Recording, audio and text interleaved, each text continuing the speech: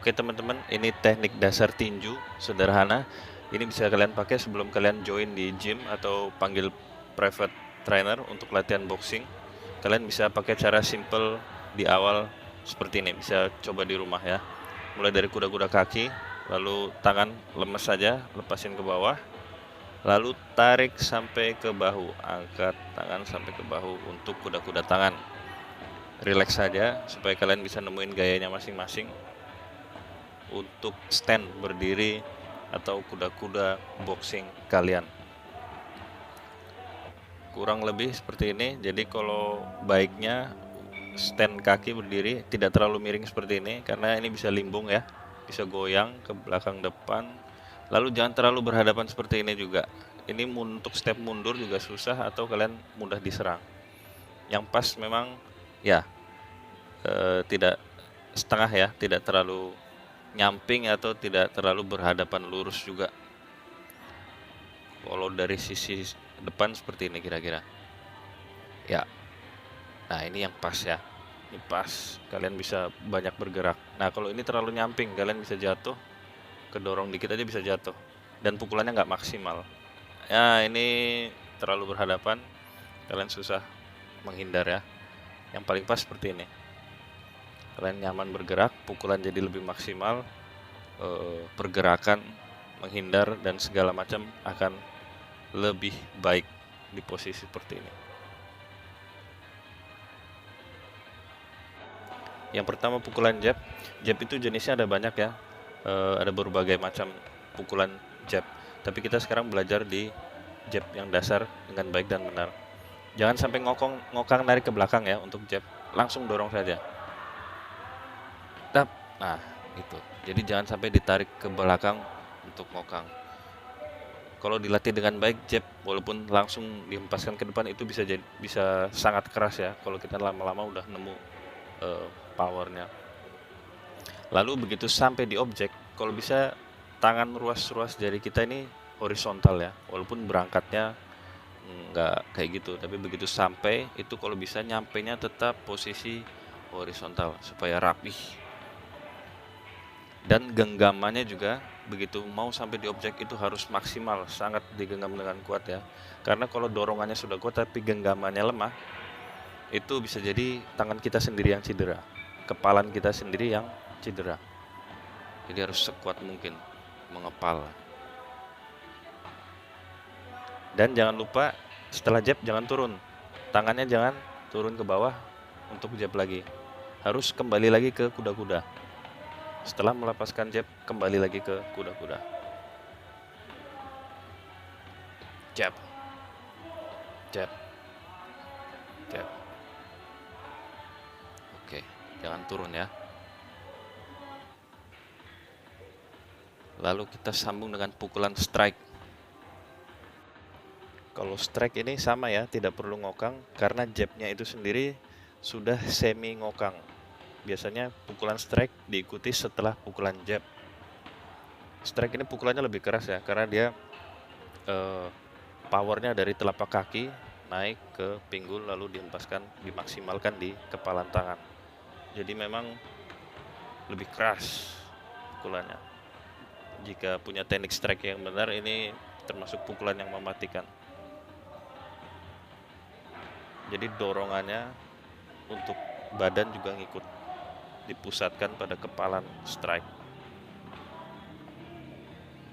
Sama ya, begitu sampai di objek, posisi kepalan tangan horizontal juga supaya rapi.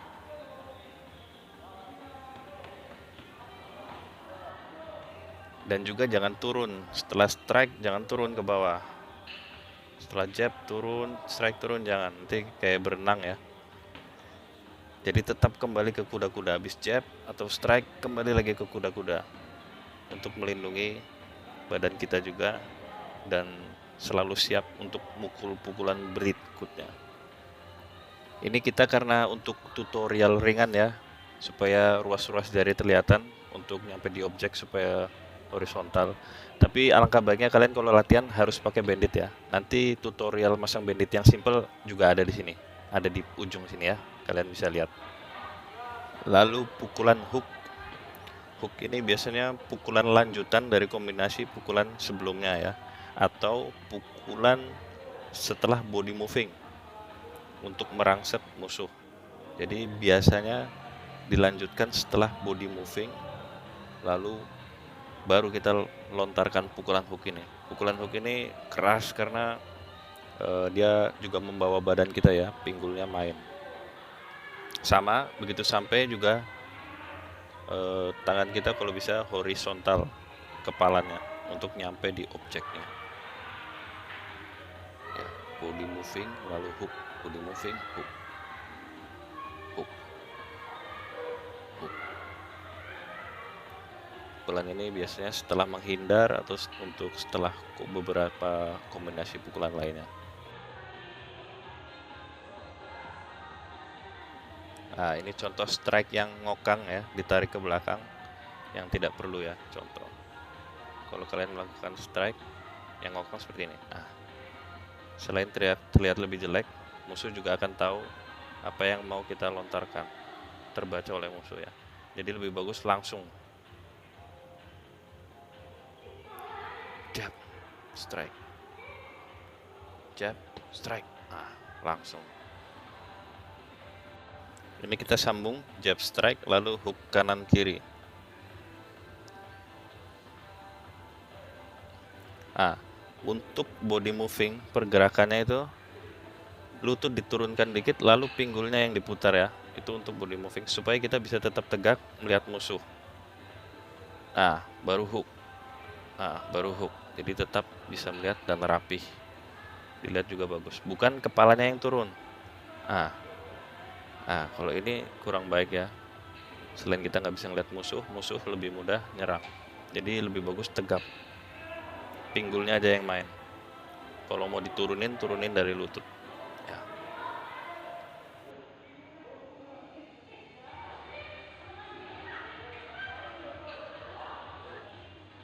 Lalu sekarang pukulan uppercut. Uppercut juga pukulan dari bawah ke atas ya. Dia powernya juga dari tumpuan kaki, jadi seperti orang ngangkat barang dari bawah ke atas, dimaksimalkan di kepalan,